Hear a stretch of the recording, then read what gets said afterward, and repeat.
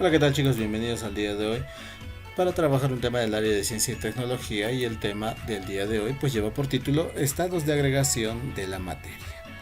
Vamos a ver sobre y hablar sobre los 4 estados que presenta la materia. Bien, para empezar, los estados de agregación de la materia pues son las formas físicas en las que se presenta la materia ante nosotros. Estos dependen de las condiciones, ya sea de la presión, de la temperatura en las cuales están, ¿ya? A las que se encuentran los átomos y las moléculas que conforman estas sustancias. Los estados de agregación de la materia pues son 4, y ya los conoces: sólido, líquido, gaseoso, y el cuarto que vendría a ser el plasmático. Y ahí en la imagen pues ves ahí algunos de los representantes de cada uno de estos estados, y los que observas en la parte de abajo pues son las moléculas que conforman estos estados. Vamos a comenzar entonces con las características de los estados de la materia, y empezamos por el estado sólido, que se caracteriza por presentar una forma y volumen definidos. Estos ya están hechos, ya tienen su forma y ya tienen su volumen. Sus partículas están unidas entre sí, aunque presentan un movimiento de vibración. Esta unión entre átomos se conoce con el nombre de fuerzas de cohesión, o sea, hace que estén juntas. Los sólidos son incomprensibles, ya que no poseen espacios vacíos que permitan aplicarles presión, como los objetos duros, ¿no es cierto? Aquí, por ejemplo, tienes la imagen de una porción de rocas en donde las bolitas representan estas moléculas, estos átomos que están unidos por una fuerza llamada fuerza de cohesión. Tienen ya, como dijimos, su forma, tienen su volumen y tienen su masa ya definidas, como ese cubo de hielo. Aparte de ello, todos los objetos sólidos que puedes encontrar a tu alrededor pues están perteneciendo a este estado. De ahí tenemos lo que viene a ser el estado líquido. El estado líquido, en cambio, presenta un volumen definido, y su forma va a depender del recipiente que lo contiene. O sea, el líquido, si lo ponemos en un vaso, va a adoptar la forma del vaso. Si lo ponemos en una jarra, va a adoptar la forma de la jarra. En cambio, imagínate un cubo de hielo, ponlo en un vaso. Obviamente no va a ocupar todo el espacio del vaso, ¿no es cierto? Si lo ponemos en la jarra, del mismo modo. Pero en el caso de los líquidos sí adoptan la forma del recipiente que los contiene. ¿Correcto? Sus partículas se encuentran en movimiento y pueden deslizarse unas contra otras. O sea, a diferencia del sólido, están un poco más separadas. No están tan juntas como es con la ayuda de esa fuerza de cohesión. Aquí no hay esa fuerza de cohesión, ¿ya? Lo que hace que las sustancias fluyan, las sustancias líquidas. Los líquidos presentan propiedades muy específicas, como la viscosidad, que es la capacidad de fluir. Algunos fluyen lentamente, como los aceites, ¿no es cierto? Y la glicerina, y otros con mayor rapidez, como el agua. Ahí tienes, por ejemplo, ¿no? El líquido toman la forma de su contenedor, o sea, del recipiente donde está. Tienen volumen, sí, también tienen masa, ¿no es cierto? Entonces, lo que tú puedes ver en esta imagen corresponde a el estado líquido. Luego pasamos a lo que viene a ser el estado gaseoso, ¿no es cierto? El estado gaseoso se caracteriza por no presentar ni forma ni volumen definido. Aquí ya varía, mira. No tiene forma ni tiene volumen. Sus partículas se mueven libremente y pueden chocar contra las paredes del recipiente que lo contiene.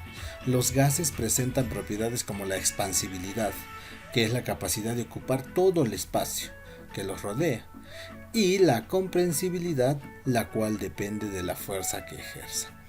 A diferencia del sólido y el líquido, pues las partículas o los átomos están más dispersos, más alejados unas de otras. Y es por eso pues que dice y menciona que no tienen forma ni tienen volumen definido. La imagen que puedes apreciar ahí ya lo dice claramente. No tiene forma, no tiene volumen, menos tiene masa. Un ejemplo claro: las nubes, ¿no es cierto? En el primero, los humos que salen de las fábricas. Y aquí están pues algunos de los ejemplos que corresponderían al estado gaseoso, como el aire, globos, nubes, viento, globos de aire, vapor. Y ahí en la imagen ves como las partículas están más dispersas, y al colocar en un recipiente pues hacen que estas moléculas choquen, como decía ahí en el concepto, con las paredes del recipiente. Luego tenemos el estado plasma o plasmático. Se considera el cuarto estado de la materia. se describe como un gas ionizado. ¿Qué es un gas ionizado? O sea, un gas cargado eléctricamente. Por eso habías visto anteriormente signos de negativos y positivos. Es uno de los más abundantes en el universo, puesto que el Sol, las estrellas y algunos otros cuerpos celestes se encuentran en este estado. El estado plasmático no puede estar contenido en ningún recipiente. Aunque los científicos intentan limitarlo con ayuda de los campos magnéticos fuertes, no se puede. ¿Correcto? Ahí tenemos, por ejemplo, cómo se representa el estado plasmático, con moléculas y electrones que están pues circulando. ¿No es cierto? No tiene forma fija, tampoco tiene volumen, es frecuente de forma natural en la superficie de la Tierra. Muy bien, ya dicho esto sobre los estados de la materia, los 4 estados, vamos a ver cómo se mide el volumen de los líquidos y de los sólidos primero. Dado que los líquidos toman la forma del recipiente que los contiene, su volumen se puede medir a través de un recipiente graduado, ¿no es cierto? Como, por ejemplo, una probeta, un beaker o un balón. En tu casa puedes encontrar instrumentos para medir como la jeringa. Has visto de repente los profesionales de la salud acostumbran golpear las paredes de la jeringa con el dedo. ¿Para qué? Para que las burbujas de aire salgan a la superficie y simplemente todo el líquido ocupe la jeringa, ¿no es cierto? Muy bien, entonces, aquí por ejemplo, mira, tenemos algunos instrumentos que nos sirven para poder medir a los líquidos. Probeta, jeringa, bureta, pipeta, matraz. Y aquí también hay otros tipos de recipientes también que, bueno, son instrumentos básicamente que se les encuentran en laboratorios, ¿no es cierto? Y de esta manera puedo yo medir lo que viene a ser el líquido. El volumen de los sólidos, en cambio, se mide según si son regulares o son irregulares. Para los sólidos regulares, es decir, que tienen una forma definida, se determina el volumen a partir de cálculos geométricos. Para los sólidos no regulares, es decir, que no tienen forma definida, debes utilizar un recipiente graduado como la probeta. En ella se coloca un líquido, generalmente que sea agua, se determina su volumen y luego se sumerge el sólido, el cual desplaza un volumen de agua que es equivalente a su volumen. A ver, dicho esto, mira. ¿Cómo se mide el volumen en los sólidos? Dependiendo, si son regulares o irregulares, dijo. Si son regulares, pues tenemos que utilizar fórmulas matemáticas. ¿Te acuerdas que hemos estado viendo eso en cuerpos geométricos? En el caso, por ejemplo, del cubo. Entonces, si quiero hallar la forma de este cubo, pues tengo que aplicar una pequeña fórmula. Es lo que llama cálculos geométricos, de un cilindro, paralelepípedo o de una esfera del mismo modo. Esto es cuando los sólidos son regulares. Pero ¿qué pasa cuando no son regulares? Pues son irregulares. Entonces, ¿qué hacemos? ¿Qué hacemos en ese caso? A ver, no tiene forma definida propia. Hay que emplear el método de inmersión. ¿Cómo es ese método de inmersión? Se toma la probeta y se llena de líquido hasta cierta altura. Ahí está, 55 mililitros. Se toma la lectura del volumen del agua alcanzado por el líquido de la lectura inicial, ¿no es cierto?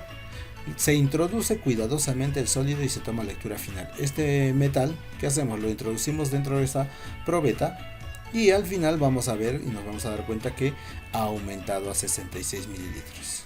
Entonces tomamos en cuenta esa lectura final con la diferencia de la lectura inicial para poder saber el volumen de este sólido en este caso, que es aplicando una pequeña fórmula, ¿no es cierto? Una pequeña sustracción. Y así puedo hallar el volumen de un sólido. ¿Correcto, chicos? Muy bien, eso sería todo con respecto a lo que viene a ser los estados de la materia el día de hoy.